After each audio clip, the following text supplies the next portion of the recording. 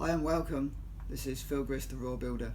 So in the last video I talked about getting your tickets, what's next, visas, insurance and so on. This video I just want to talk briefly about preparing to go, what's involved. So for me, I run a small company. So people always say, oh, when you're self-employed it's easy. You just do what you want. Well, actually that's not true at all, because you've got clients that are like with mail order. When I send out supplements, I've got people waiting, so therefore I have to then organise somebody to take that on for me.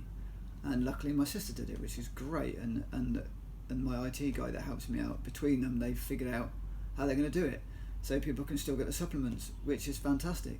So that takes a lot of negotiating and figuring out and working out and making sure that everything's in place so my sister can go in and do what she has to do.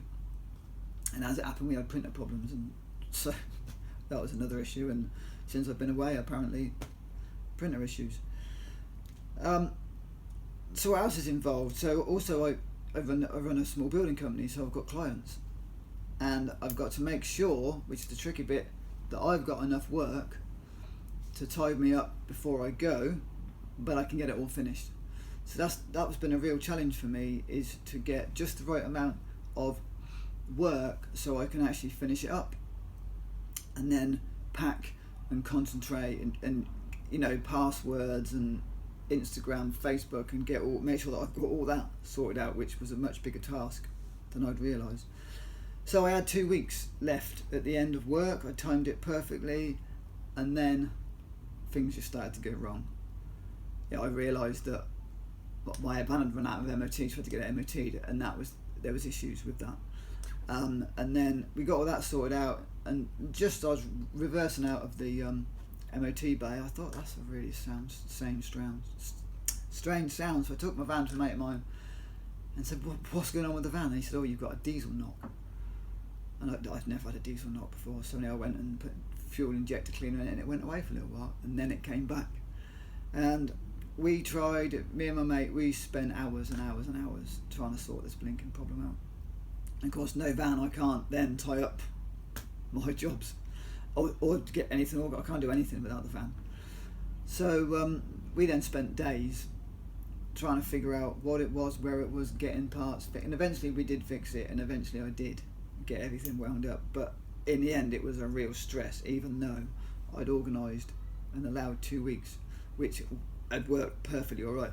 So I guess the point of this video is just be aware of things going wrong. Just as you think it's also, like for me, all my jobs, everything was going swimmingly, it was all perfect, and then the van breaks down.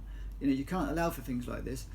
So just be kind of allowing in yourself for that stuff to happen. And just remember, you've got to keep breathing when you're up against the wire. And then there's things like, well, if we're going away for 3 months, what do I do about the van tax? Do I take the van off the road and sawn it and claim your tax back? And insurance, what can you do about that? Well, as it happens, most of your money in your insurance is actually in setting up the insurance. So there's very little point cancelling your insurance, because it ends up costing you a lot of money. So I just kept my insurance on the van. The AA is great, your breakdown cover, because you can actually freeze your policy. So I've frozen mine. So what you do is you phone them up, say I'm going away on, back then it was the 12th of December, so you phone them up, tell them the date you're going on, they freeze it from that, and then when you get back, you say, hey, I'm back, and then they start it up again, and that can be up to 5 years, which I had no idea, so that was great. So challenges that arise, you just got to be ready for the challenges. And then, of course, when you're self-employed as well, and people say, oh, Phil, can you get this done by Christmas? And the answer is, no, I'm really sorry, I can't do anything until the spring. And that for me is really tough, because, I'm a great one for someone saying, oh, I'm really desperate, can you come and help me? And normally I can slot it in, I can find an evening or a morning or some Saturday or something, or I can juggle my jobs around if someone's desperate, and I can go and fit that little job in. So that's a real challenge for me, having to say, because most of the people that I work for, I've been working for a couple of decades. And you get a really good relationship. So even though the answer is no and it's tough, they're really understanding, because they've become friends of mine, and I just stick them at the front of my diary for when I get back to start in the spring.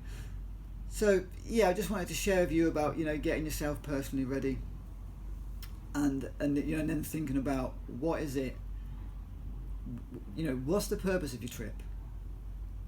What are you going for? If you're just going for a little holiday, it's a bit different. But we were going to do our own personal detox journey, and so we had to really think about what we were going to do. And I wanted to do videos and be able to document my journey as well, which that's because environment's really important, which is what I've been learning about doing videos and doing social media. If you're an old hat at this, then I guess it's easy. But if you're like me and you're kind of quite new to it, then the environment's really important for me. And actually, what Kay and I have been looking at is, when we're doing the journey, and we were on this for our healing journey. Actually, environment's crucial.